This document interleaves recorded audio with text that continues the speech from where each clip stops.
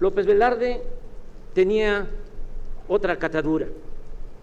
El autor de Suave Patria conoció a Madero en 1910.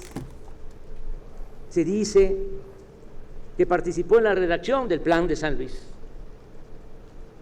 Lo que podemos probar es que un año después ayudó a la causa democrática con editoriales publicados en el Diario de Zacatecas, dirigido por el periodista hondureño Matías Oviedo. Y en pleno gobierno maderista, cuando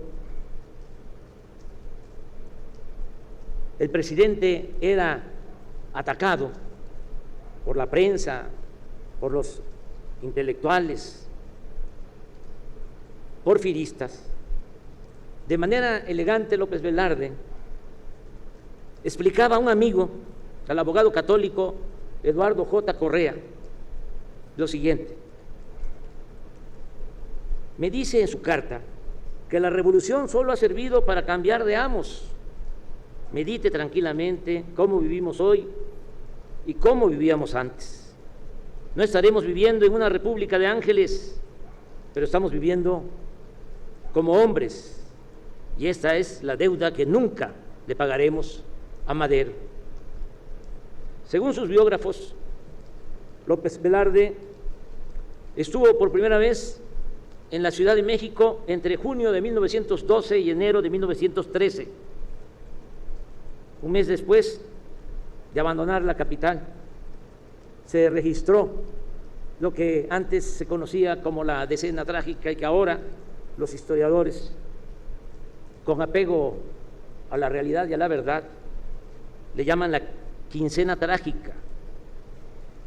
Entonces López Velarde abandonó la ciudad, como si el poeta lo presintiera y mejor decidiera alejarse de la desgracia de su admirado Madero y de su querida patria. Se sabe que en 1913 regresa a San Luis Potosí, donde había cursado la carrera de abogado. Desde allí se dedica a combatir con la pluma a Victoriano Huerta y a defender a sus amigos en peligro por la represión desatada. El 1 de enero de 1914, López Velarde regresa a vivir a la capital y sigue escribiendo, aunque más de literatura que de política. También en ese año imparte clases de literatura en la prestigiada Escuela Nacional Preparatoria. Un investigador, José Aguilar Mora, documenta que López Velarde, a principios de 1915, por un breve periodo, fue secretario de Educación en el gobierno surgido de la Convención de Aguascalientes, el gobierno revolucionario de la Convención de Aguascalientes. Un año después, en 1916, es nombrado director jurídico de la Secretaría de Gobernación y posteriormente secretario particular en esa misma dependencia de su amigo Manuel Aguirre Berlanga, secretario de Gobernación.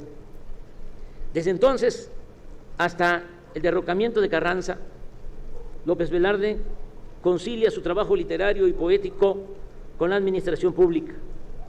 En ese tiempo, como es sabido, López Velarde estaba prácticamente aislado.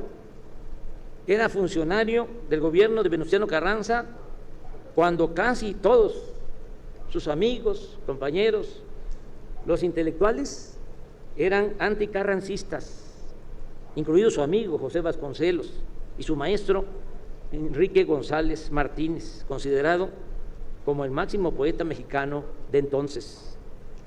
No obstante, cuando los obregonistas tomaron la Ciudad de México y Carranza emprendió su marcha hacia Veracruz, el ministro de Gobernación, Aguirre Berlanga, y su secretario particular, López Velarde, lo acompañaron en su última odisea, que culminó con el asesinato del presidente Venustiano Carranza el 21 de mayo de 1920 en Tlaxcalantongo, Puebla.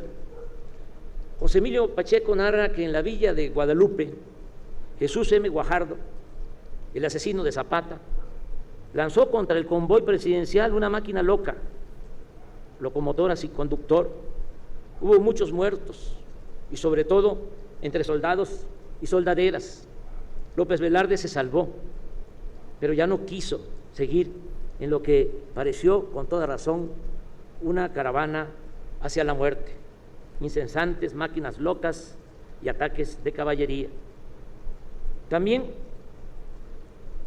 hace relativamente poco, en 1988, se dio a conocer una carta que en ese entonces el poeta envió a la joven Margarita González, contándole que el 7 del pasado mes, cito textualmente, en mayo de 1920, salí con los trenes del gobierno, pero no pasé de este lado de la villa, pues el enemigo nos rodeó. Hay que decir que en su breve paso por el servicio público, López Velarde no alteró su estricta austeridad.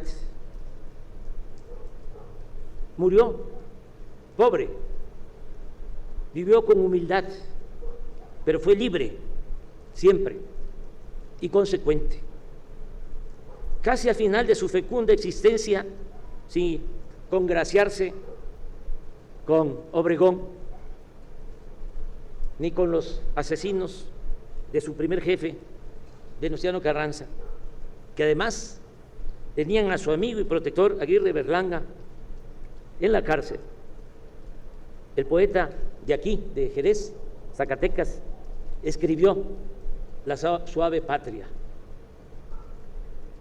No un poema escrito por encargo del hombre fuerte de entonces, Obregón, y de su amigo Vasconcelos, sino un poema íntimo dedicado a nuestra tierra, la de un país pobre y de un pueblo humilde, vestido de percal y de abalorio, de lentejuelas. A mí en lo personal me gusta y me complace este verso,